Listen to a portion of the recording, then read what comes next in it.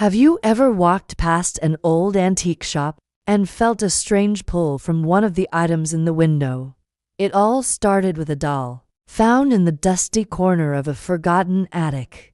It had porcelain skin, glass eyes that seemed to follow you, and a stitched-on smile that felt anything but friendly. The family who found it thought it was a charming, vintage toy for their daughter. They named her Lily. At first, everything was normal. But then, strange things began to happen. Toys would rearrange themselves in the middle of the night. Whispers would echo through the empty hallways when everyone was asleep. The little girl started talking to Lily, having long, one-sided conversations, her eyes wide with a fear she couldn't explain. Soon, the strange occurrences weren't just confined to the house.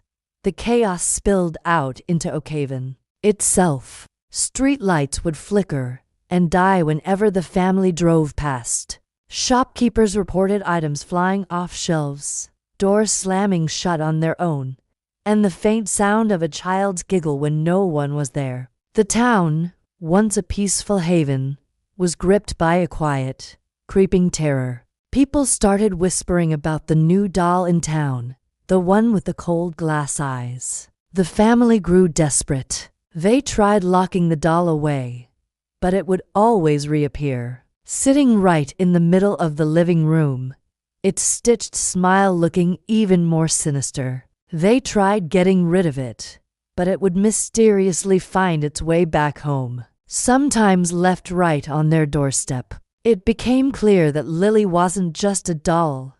It was a vessel, a conduit for something that wanted to play, and its games were becoming more and more dangerous. The town was its new playground, and the residents were its unwilling playthings. What happened next is a story whispered in hushed tones around Oakhaven campfires.